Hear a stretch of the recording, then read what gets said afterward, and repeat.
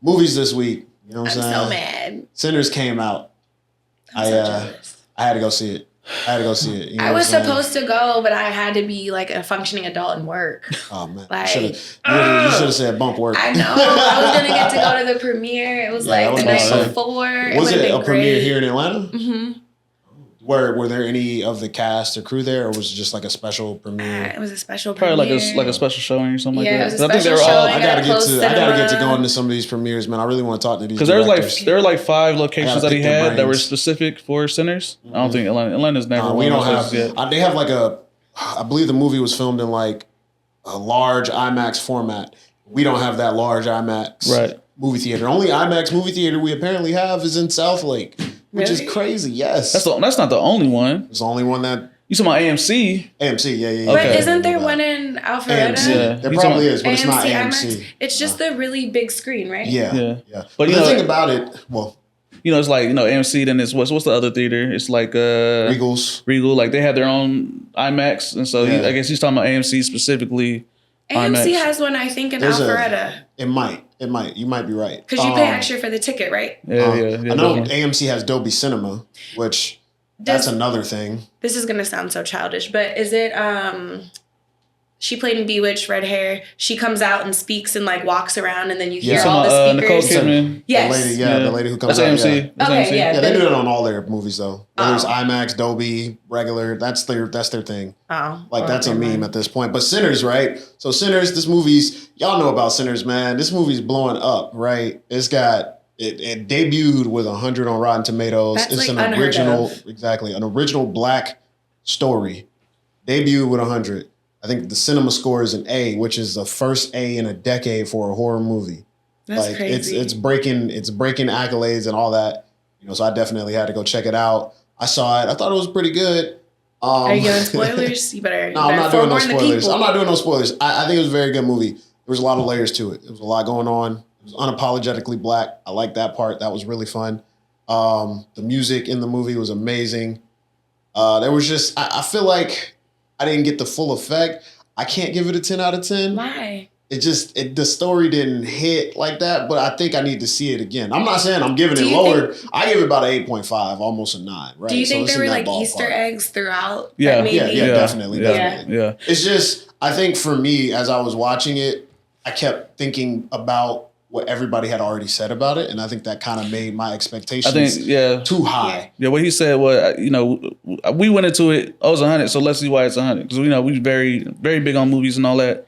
That was the reason I think when we left, we was like, where was 100 at? But unbeknownst to us, obviously, while we're watching it, we see the certain images and messages he was trying to convey. It took us a while to really understand it. It's a movie you got to chew on for sure. Yeah, you got to, for sure. I think you probably have to watch it. Right?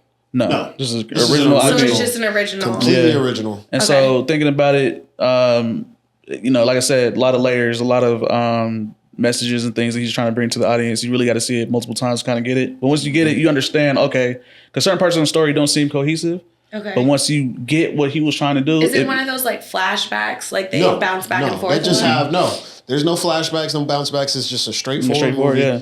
It's just, when when I went into the movie watching it, it was like, I try to watch movies for the message and for the plot, like what's going on and what you're trying to tell me. So, I was paying attention to what was going on, and I was kind of picking up on all the stuff he's telling me, because there's a lot he's telling you. Like it's super filled with like messages and layers and imagery that are like prevalent to just Black life now. Yeah. Okay. Is there room for a sequel, or do you think this is a one and done? I definitely think I was gonna actually do a TikTok video about this. Oh, I'm sorry. No, it's cool. I'm gonna still do the video. But I think I don't think it necessarily needs a sequel. But what I want to see is him expand the world. Like a universe around it. Okay. I want to see him build a universe, because it introduced mysticism, right? You have this supernatural element. And I think there's a lot of room for them to like expand on that. Did you guys ever watch the originals? No, I've heard about it though. What is this, a vampire show? Yeah, it's like a subsidy of the Vampire Diaries, but it's like in New Orleans. They have a lot of like Black vampires and things like that. That's why I was asking, because they created like a separate universe, but then everybody wanted them to like give people their own stories because there was so much you could elaborate on. Yeah, and I think there's a lot. You know, like as I always say, I look into a lot of different things. Like I'm always interested in like different angles somebody can take on films and stories that they can tell. And I've had an interest in like Black mysticism and like our stories and folklore and stuff. You know, we know like the traditional Dracula, you know, werewolves, you know, Dr. Jekyll, Mr. Hyde. Where are those legends at in like the birthplace of that really for like Louisiana, right? Louisiana has its own legend for a werewolf. I think it's called the Rougarou. The Rougarou. But the Rougarou is kind of... But I think that's universal because like that's across...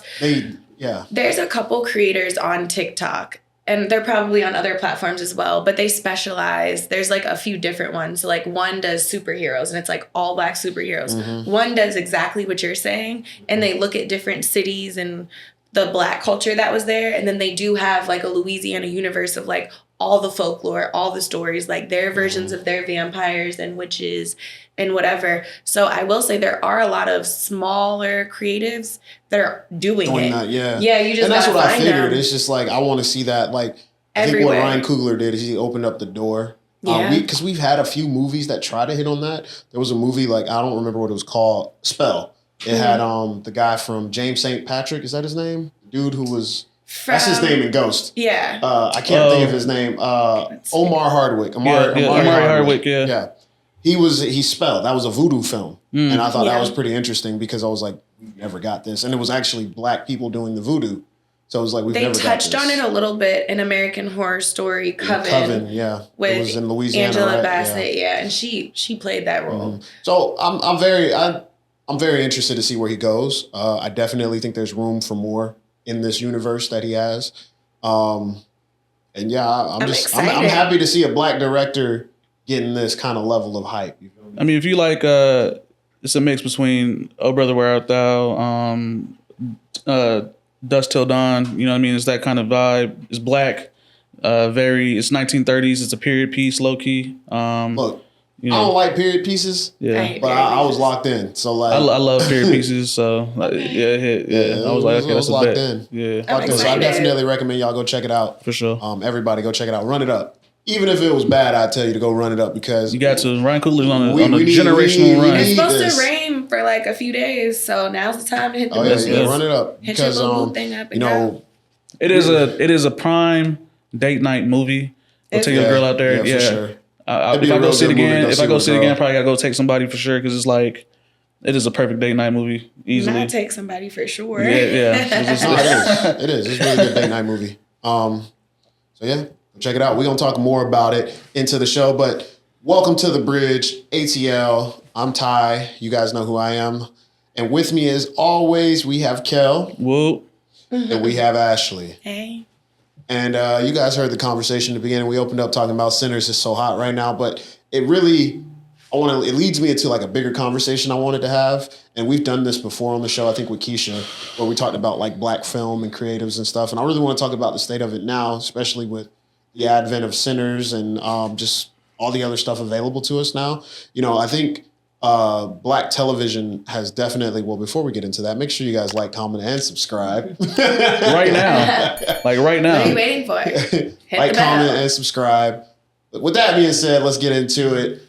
Yeah, so with Sinners, there's been a trend of, I think, slowly, we're getting more, right? I think another movie that came out recently that did pretty well was One of Them Days, which was that was a Black movie. That was SZA and Keke Palmer. Okay. It was so funny. Did you guys see it? I have not seen it. SZA would not have been able to be my friend. I would have killed her. I heard that. Everybody said that. Because she was a terrible person. It literally has to be like she played the role so well, but it's one of those people that like we all have had one in our lives. And when you look back, you're just like, why did I deal with all of your crap? But it's because you've known them for so long. It's probably like a family member. Yeah. Because it's like, it's just them. Like, that's them as a person. Like, I expect nothing less other than a train wreck. Damn. And anything that comes into contact with you, you're just going to mess up. Like, I could give you my phone and be like, look at this, and you're going to drop it and break it and give it back to me. And I'm just going to be like, oh, she sucked. That's normal. She sucked. Normal behavior. She definitely sucked, bro. She was terrible. And her boyfriend, I would have beat him up too. That's my guy. Beat him back. Joshua, man. Terrible person. Shout out to him. He started out on Instagram and he said, I'm gonna be an actor, and he did it. He got in a movie. So shout out to him. And that little she was like a Krishan Rock. She just wanna fight everybody. The other girl that he was Yes. messing with, yeah. Little hood demon. Crazy. That movie's wild. You need to watch it. It's really It's a very bad, terrible, really long day. It's really like it's like really like Black Women's Friday. Kind of sort of. Literally, it's a Friday. It's Black Women's Friday. Yeah, 1,000%. Like it's like a whole role reversal on Friday. It's like what if Friday was about Black women in today's age? It would have been funny if like that was their girlfriends.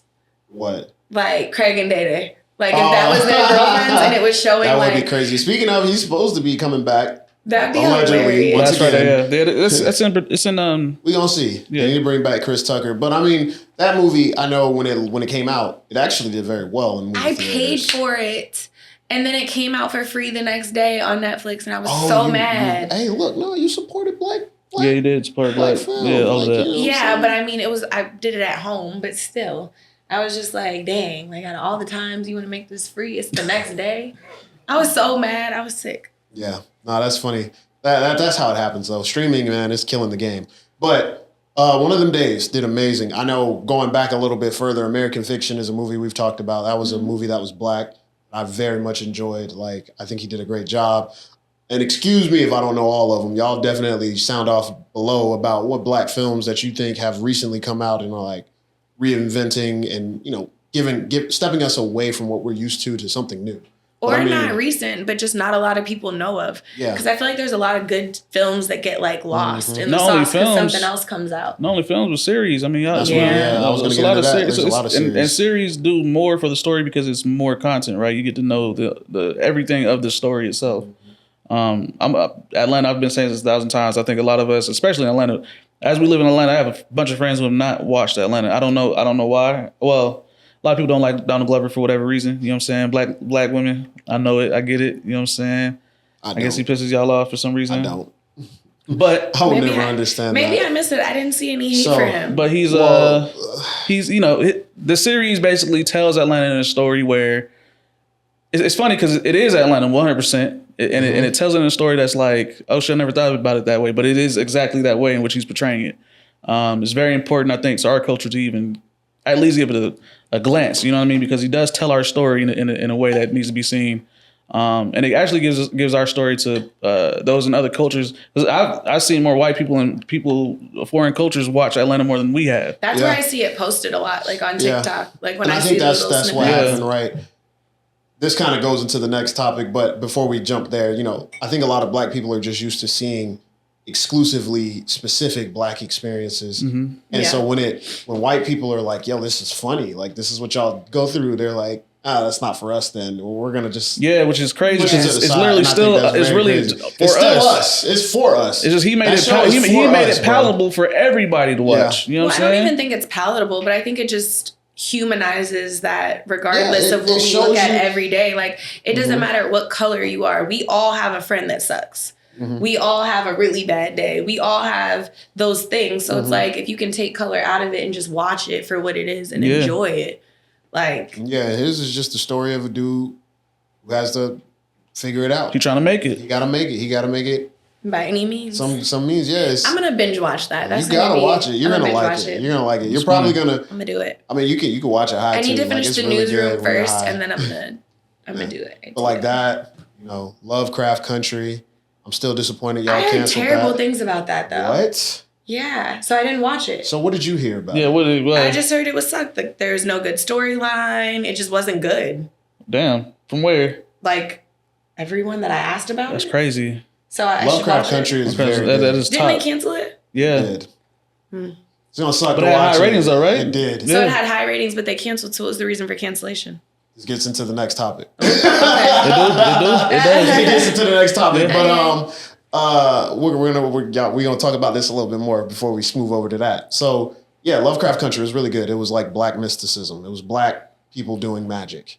I love that we're acknowledging the fact that Black people are into that kind of stuff because I feel like I think we brought it over. We brought it over. No, here. we did. Like historically, yes, 1,000%. You are correct. But what I mean is like when I think about like Twilight, My best friend just made a comment to me, and she was like, "Girl, black girls did not like Twilight," and I was like, "Yes, they did." Black people love Twilight. And she was like, love Twilight. She was like, "No, they didn't." I was in the movie theaters with my what? cousins to see Twilight, and I didn't bro, even care I was in about college. Like homies talking about, yeah, bro, Twilight come out tonight. I said, what? Y'all Bro, about to go when I watch that was in shit? that Bro, movie everybody taking theater, their girls out there to go There see was Twilight. black dudes all up and through that movie. Yeah, straight I up. hope she watches this because she should No, feel she bad. definitely She was should. like, "You are the only black girl." Like, I Nah, swear. that's I was good. like, A lot of black people love Twilight, yo. Got to. but she does. But I was just like, "This That's is wild." crazy because everybody because I was interested in it just to wonder like my cousins. I like vampire movies anyway. I like vampire movies anyway. I didn't like how they portrayed their vampires, but the glitter. it was yeah, that shit crazy.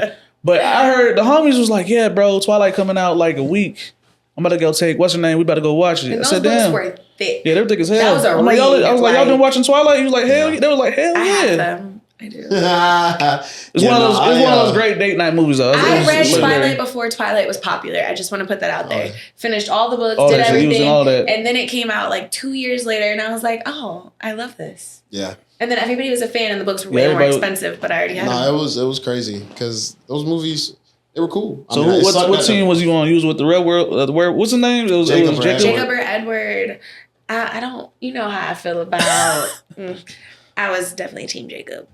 It just wasn't given. Really? Oh, Yeah. Jacob. Yeah, the werewolf. The werewolf. Yeah. You know. Did we ask Keisha this? I don't think so. I feel like but she was I do team think Edward. the powers were fire She with might have Edward. been team Jacob too. She might have been team. I think Jacob. everybody like. Everybody black like Jacob more than Edward, bro. Yeah. Like, come on, bro. Yeah.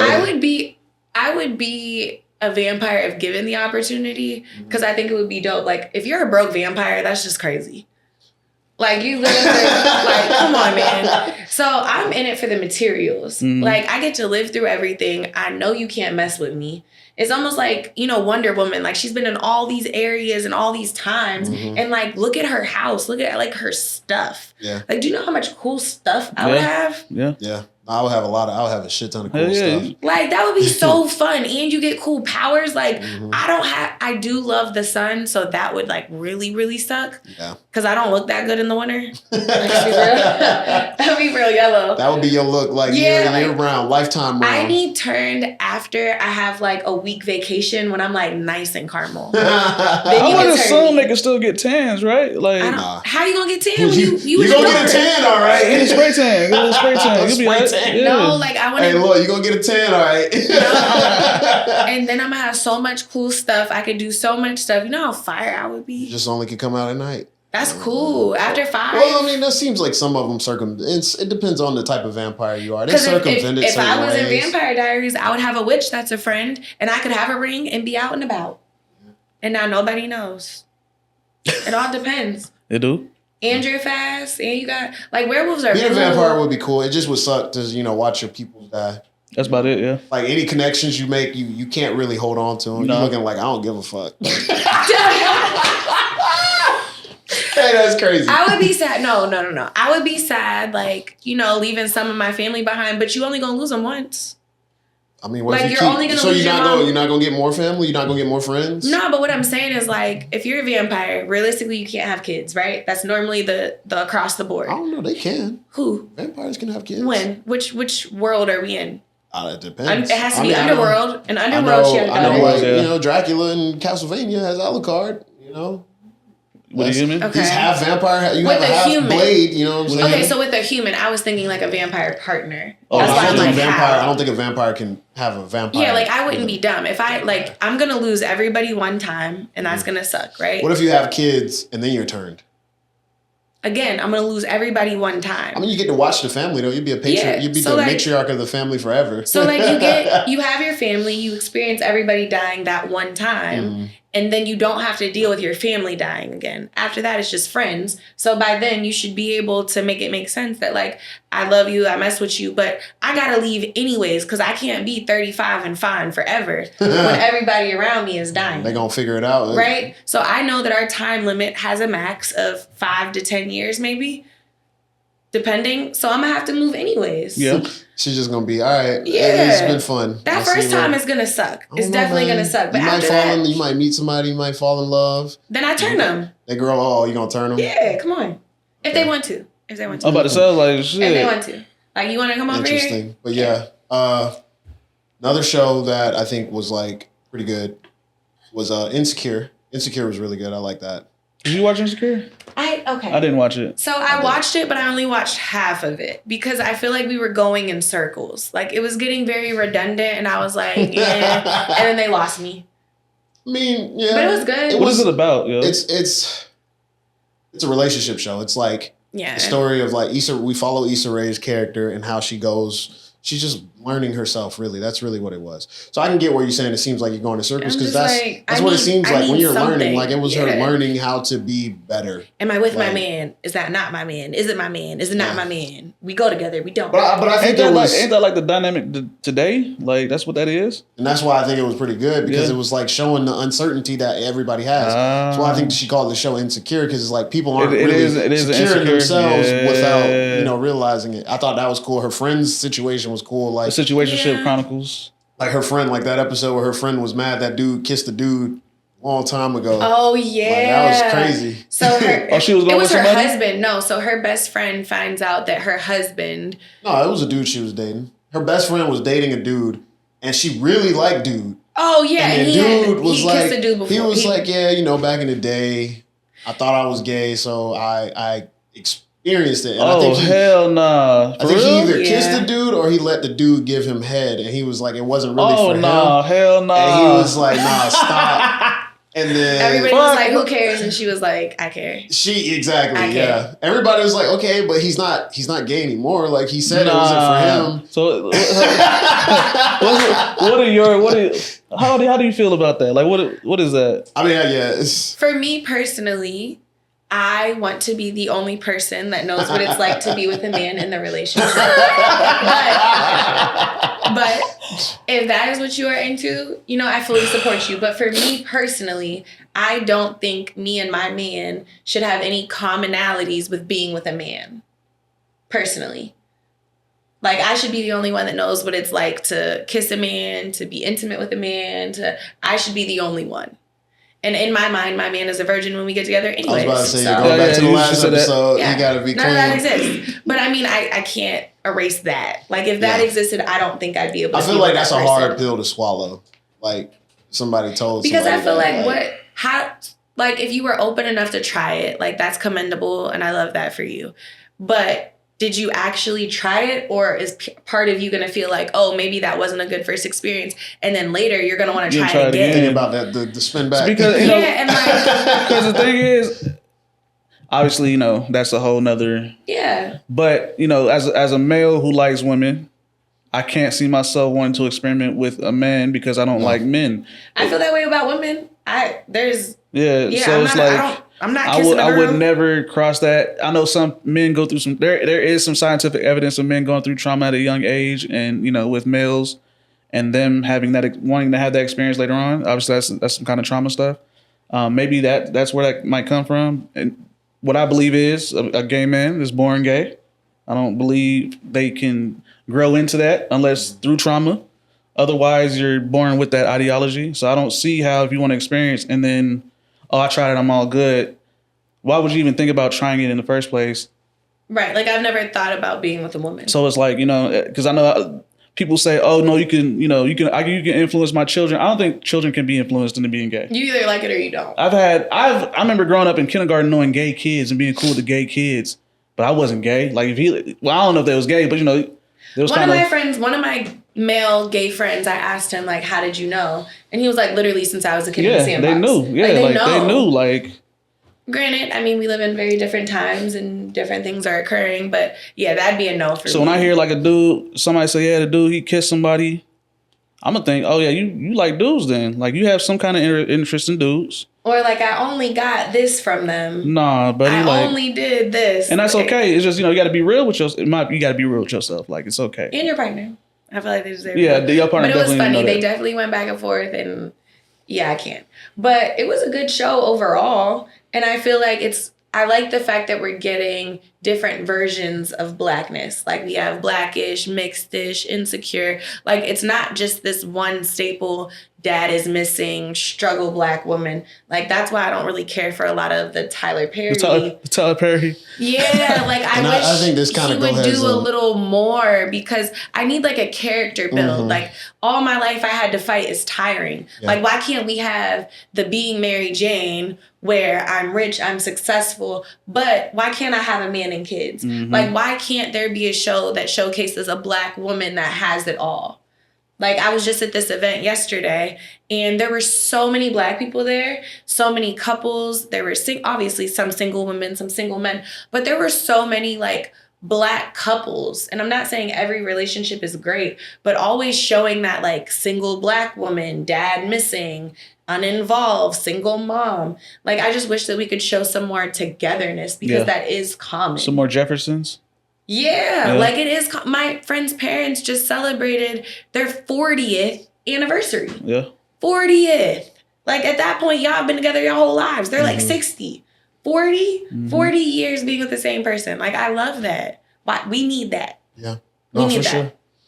Yeah, definitely. But with just the kind of circling back one more time with the creativity that we're seeing, I do appreciate it. Like we've talked about before, The Harder They Fall. A black, predominantly black, if not mostly black, cowboy film. Like, that's cool. And I appreciate that Hollywood is finally opening up a space for us, at least a little bit, even if it's just a little bit. We're able to create more outside of that box. And kind of moving into the second topic, like the next thing is like the black trauma, like you were just saying. Black trauma is such a big deal with TV. Like, it feels like a show is not viable unless it's reminding you about the black trauma, right? And I think it was very interesting. There's a guy on TikTok who's been pretty popular lately. His name's Justin Scott. I'm sure some of you have seen his videos. He's got like relationship videos, all kinds of stuff. But I saw a video recently from his where he was talking about like a profit ceiling limit. And essentially that when it comes to TV, for like, especially for black people, they want to have an emotional reaction, and they feel like the only way they can convey, not convey, but like, what's the word?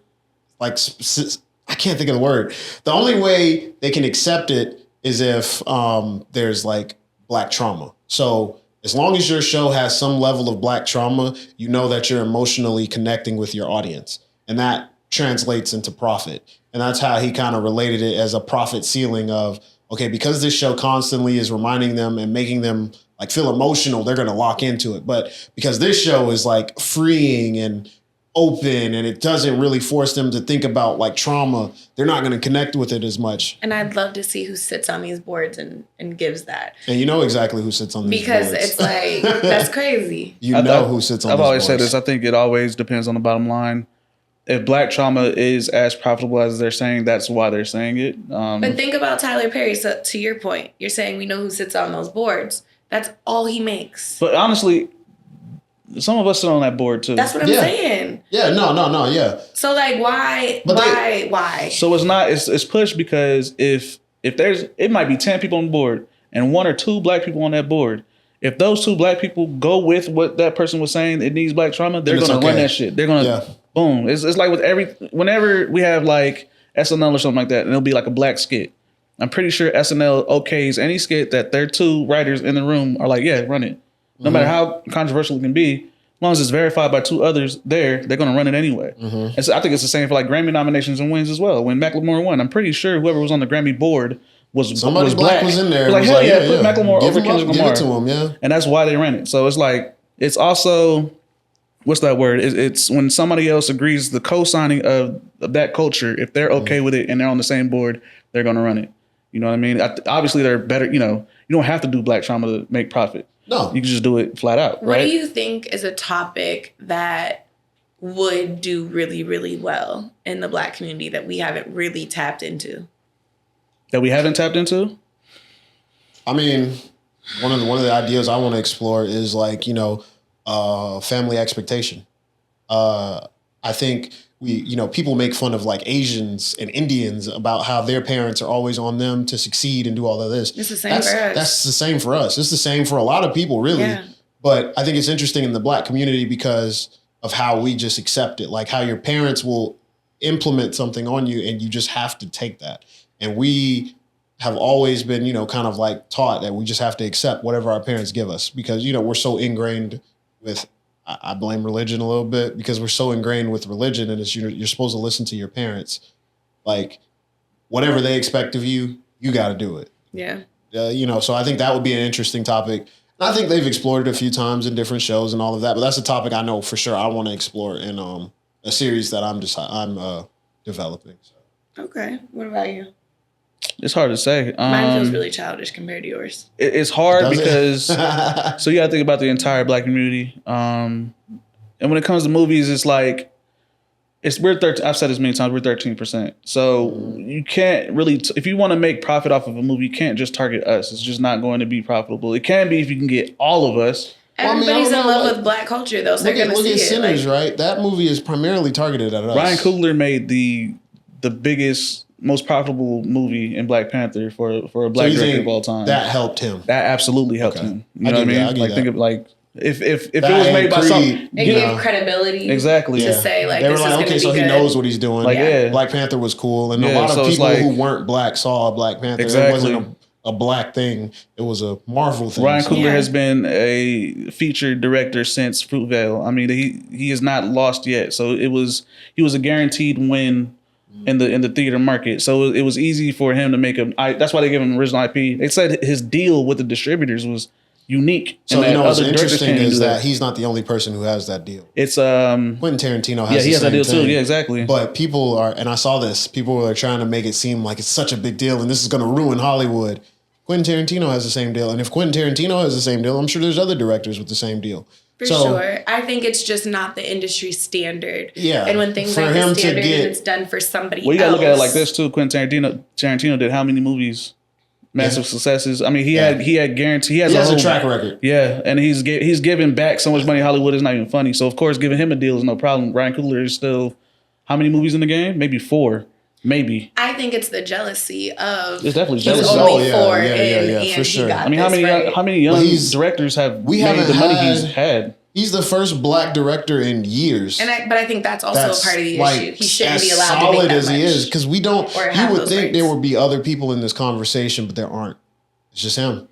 And we thought Anthony Fuqua would be the next one after Spike. I think Anthony Fuqua kind of chilled a little bit.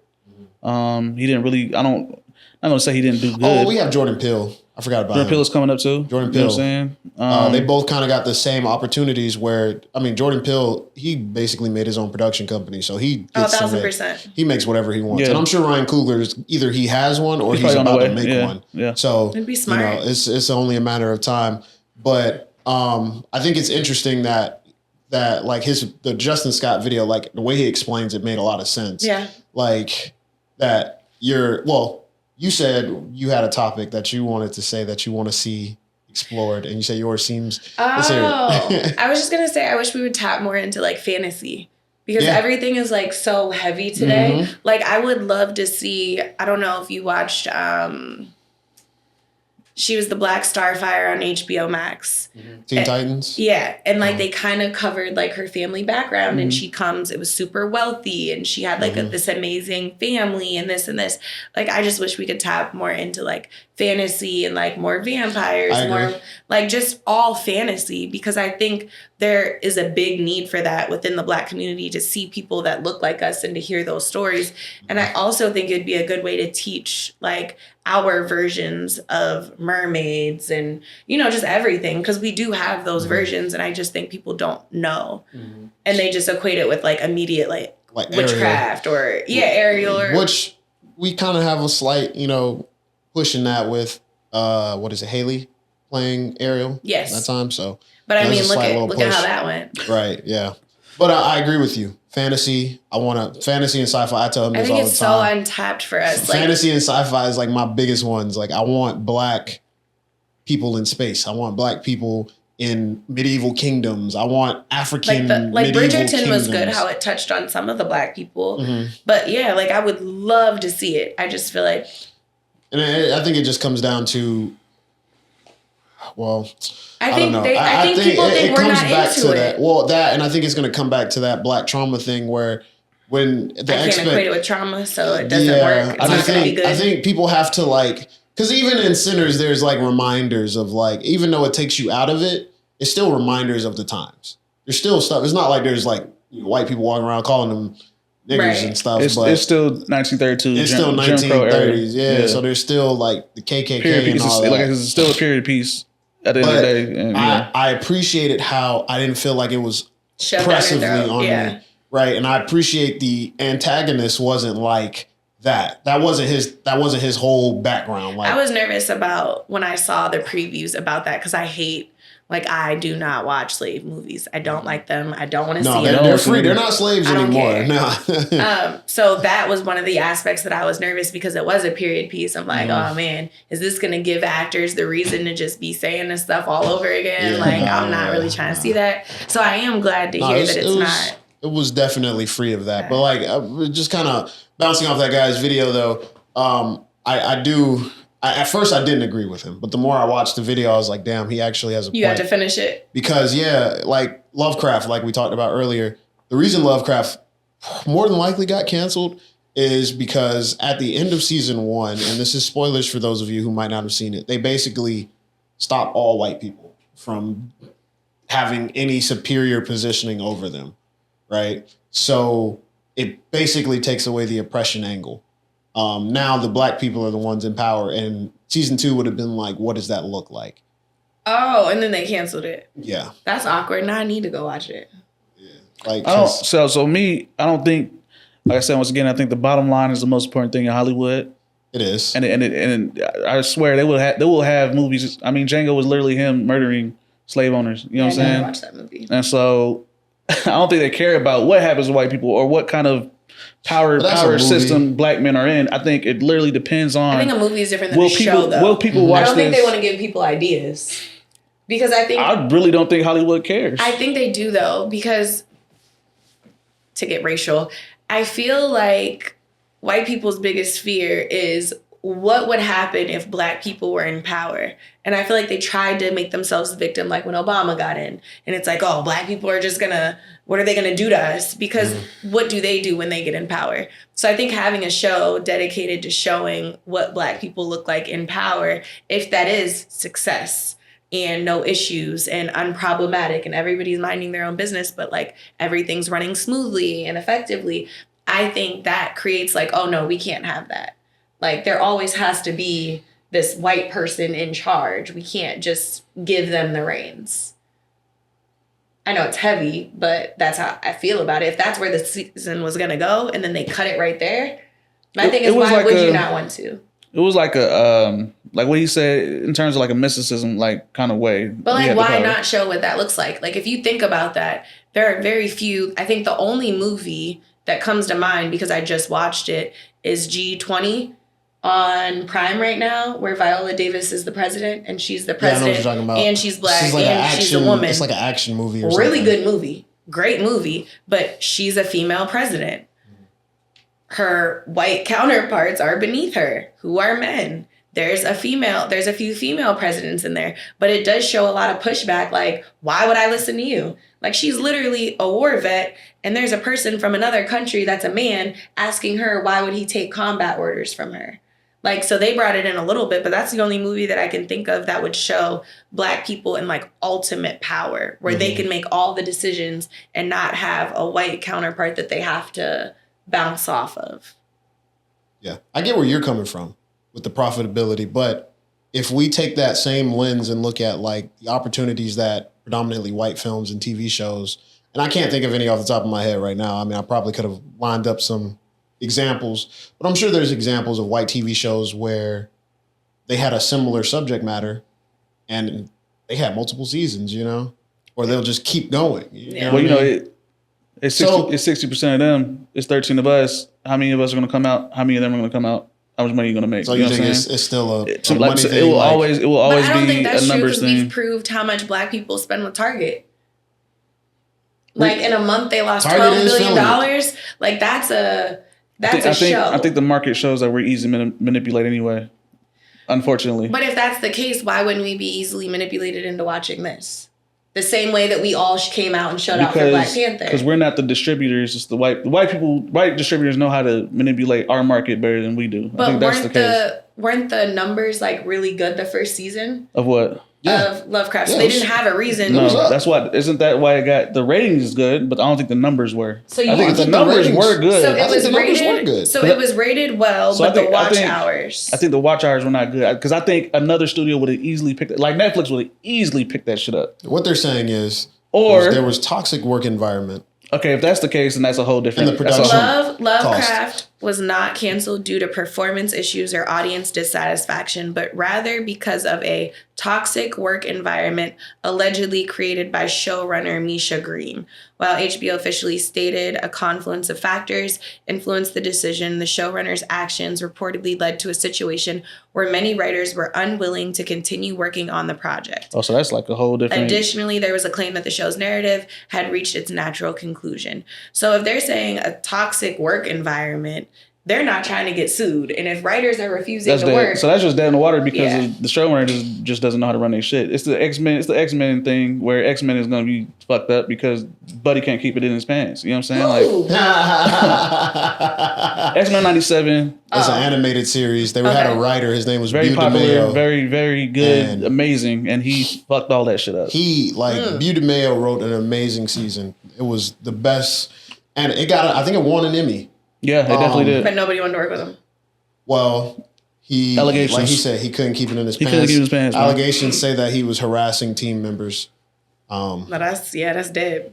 So, like I said, it's only somebody said he was sending them pictures of himself in his underwear pose. Like, this is what Magneto needs to look like when he does this. And the thing is, I talked to him about this. I said, that's wild. I said, it's only a few of us that are able to get in this position that make shows like this, and then they always got if we something fuck it wrong up, it's gone. Damn near forever because we don't have a lot of people that could take the reins, right? Yeah. It's only 13%. So it's like, damn. And like, I'm thinking it was performance issues, obviously with some other bullshit. It wasn't even the numbers. Like, because if that didn't happen, that's absolutely getting another season. And you can't replace that person. You can't replace none of that. So. Yeah. So that's the problem. While with other series, what she was doing. Like, what was she doing? Like, she was. Bro, you know, when we get up there, you know, like that power. Look, that Atlanta episode. The Goofy episode, You need to watch that too because they're coming out with the Goofy documentary. It's already out, And but everybody's thought about. So that's why Atlanta's so good. It's so good, bro. It's like that. I need to see Donald Glover doing more, man. I need him to do more, and he's just not doing. I think he's chilling, bro. The rhetoric behind him is making him not want to even do that shit, bro. Because everybody judging him by the woman he's with instead of who is he with? He's with a white woman, and as a black man. As he makes content that can be seen as pro-black. They're gonna say, "How you pro-black and you're not even with a black woman?" He was a young man. He was a young man growing up in Stone Mountain, Georgia, who had an affinity for things that were not of men who grew up in Stone Mountain, Georgia. And so, because of that, he was looked at as the as a black outcast. He was outcast. Black girls probably didn't like him growing up. You know what I'm saying? So he had an affinity for the other side. And just looking at this, the first one is he a misogynistic butthole? Obviously, he has raped a ton of women. And then it just Where's this coming from? The internet. You see, it's just a weird psyops. The psyops of this stuff is always crazy. They're always attacking. I didn't even know any of this was said. Like, I love Childish Gambino. I do too. Like, this is so sad. I didn't even know all of this. But I mean, if that people were coming at him like this? Yeah, I had no idea. Clearly, I'm in like a little bubble.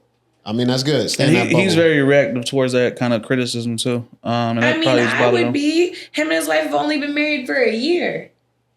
They got married in 2024, and they just eating him up like that.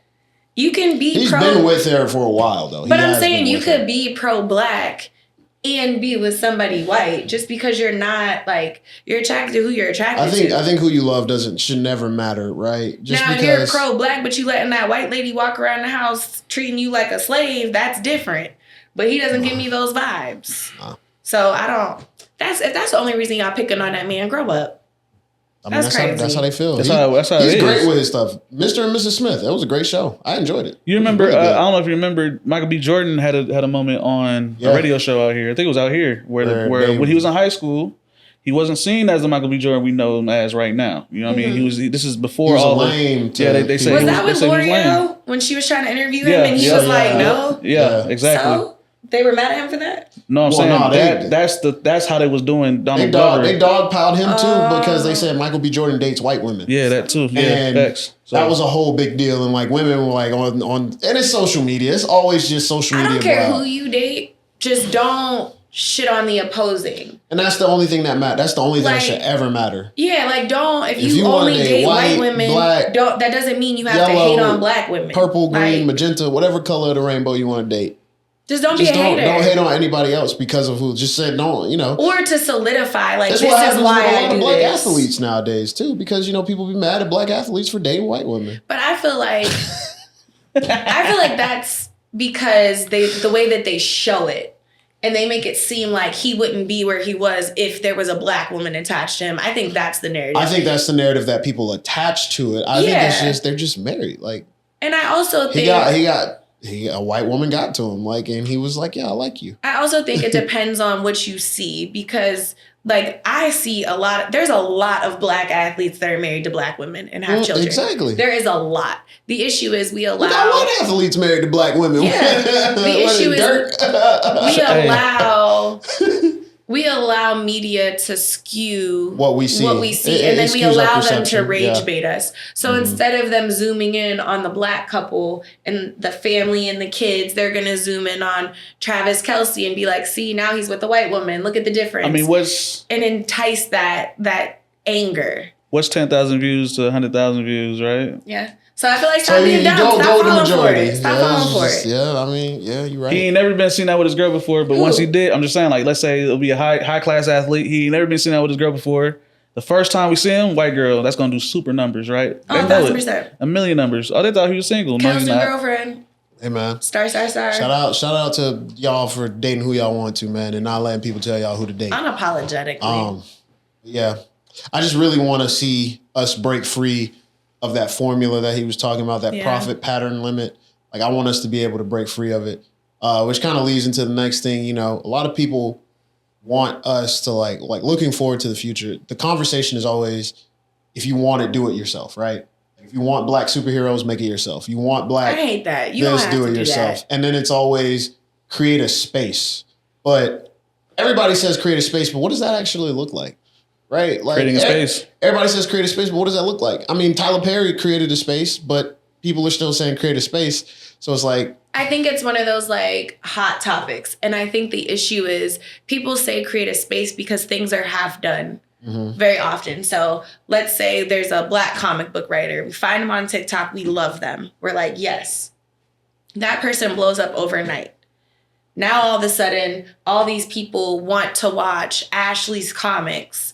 But now I'm this person that's just been doing this. I have no business background. I don't have tools. I don't know what to do. Now I'm getting hundreds of thousands of dollars and I'm getting views and I'm getting this and I'm getting that. And this person wants to work with me and this person wants to work with me. I think they get lost in the sauce. Definitely. Because there's not a streamlined way to say, okay, you've gone viral. Now, how can you not only monetize, but stay true to why you got popular? And then they do say create these spaces. So then, okay, we make a Facebook group and then nobody posts in it. Or we set a day that we're all going to Zoom and do this and then nobody shows up. I think... so I think there needs to be I think there's a fear and I hate to say this, when it comes to us, I think there's a fear that somebody else is going to take your idea. That too. Or that somebody they're scared to tell anybody because they're watching me. That's a legit fear. That's a legit fear, though. That somebody's going to exploit you. Yeah, absolutely. And I think that's the sucky part about the whole rhetoric of create your own space. Is that everybody's scared to go to somebody else's space because it's is this actually a safe space? And they don't want to support because you did it before me. Mm-hmm. And I think that's the issue. And I also think everybody's scared to do it. In a bucket, though. But I think everybody's scared to do it because they think everybody's already doing it and then they don't do it. Yeah. So they're scared of being it's like a bread aisle analogy. You walk down the bread aisle. How many versions of bread do you see? Yeah. And they still do versions of bread dropping every day. And that's the thing. New bread loaf. Somebody is going to create a new version of bread. Don't be afraid of being another loaf of bread. Right. Don't be scared to create a space because you think everybody else is doing it. Or don't say, create a space, and never do it. Right. And I think that's the issue. Everybody's saying it, but nobody's doing it. Or they're doing it with the intent to get rich and not following through. So then you have all these people that are... It's going to take some real selflessness. I don't even think selflessness. I just think for people out there that are looking for like the next thing, if you are a person that's super organized, that's type A, create a space to where like a group me, to where when influencers blow up or when people blow up, you can just reach out to them and be like, hey, I know you've been working on this Marvel universe of superheroes that are Black. Use my platform for free for the first month and bring all of your people on there. And now you're using my services and we're helping each other. I think the issue is that one person who created the product gets lost in trying to appease everybody. They get nothing done and then they fizzle out because now we're on to the next thing. So I think it's a multi-step process. I don't think people are thinking of the long term, like what does this look like? It's hard work. At the end of the day, it's just a lot of hard work, a lot of management. Obviously, you start off with a product that's kind of, I ain't gonna say it's small, but it's very ambitious, right? Yeah. But you have to do the entire legwork on your own. Tyler Perry did that. I mean, that's why he has his own space, because he did every single facet of what he was supposed to do to get there. Yeah. That's not easy. You know what I And mean? you have to have systems and people in place. And I always say this, I'm probably said all episodes, it's only 13% of us. How many of us out of that 13% have the nuts to really pull that off? It was 60% of them who were able to create their own spaces.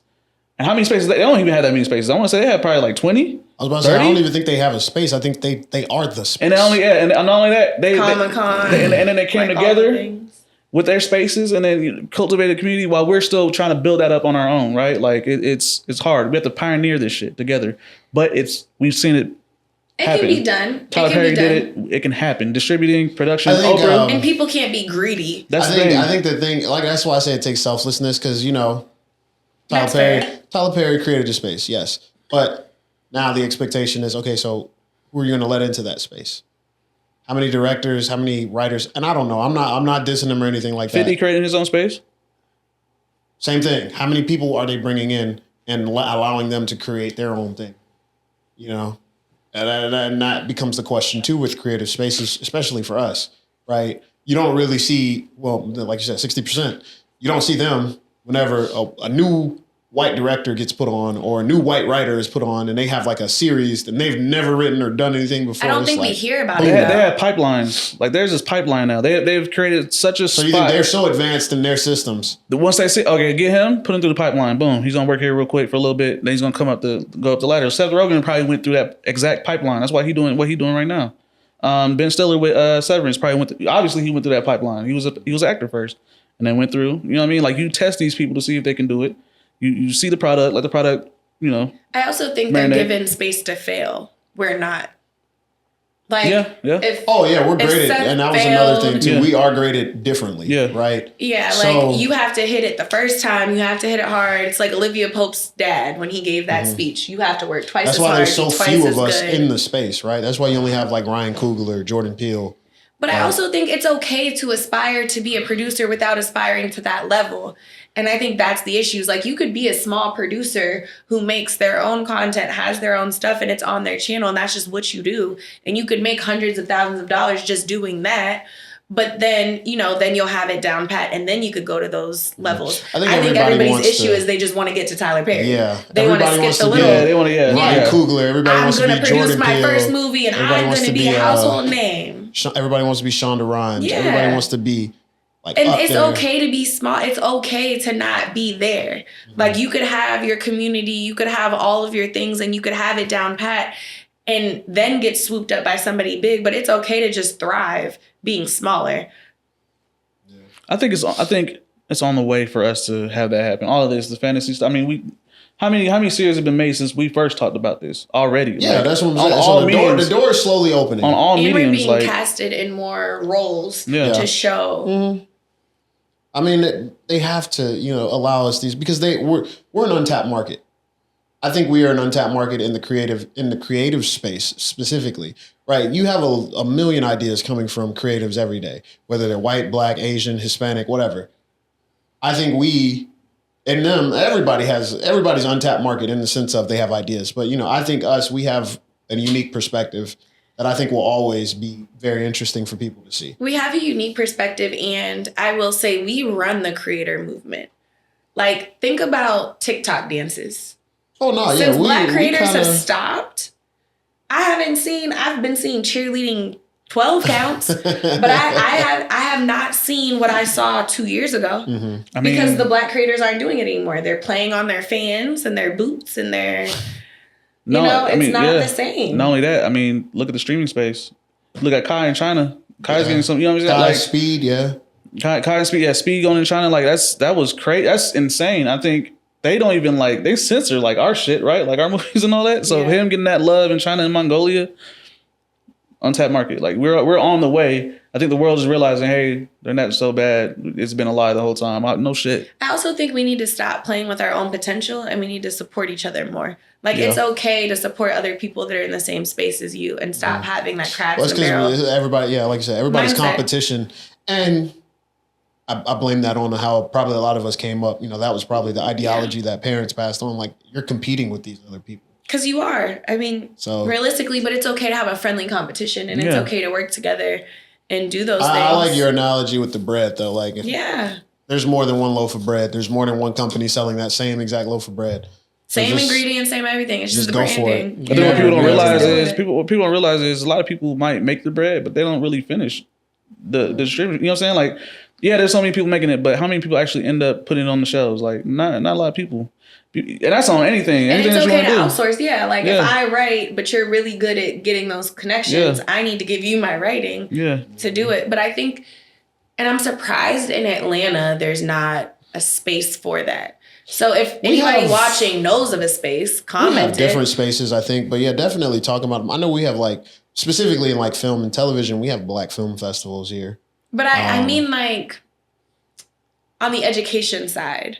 Oh, yeah. So think if there was a common space you can come. Yeah, like an incubator. And talk with people and actually So maybe I have a script writer and then I have I don't have any ideas behind it, but I can draw really well. So I draw Black fictional characters with Black features. That script writer and that graphic designer can storyboard artist. I wish that there was.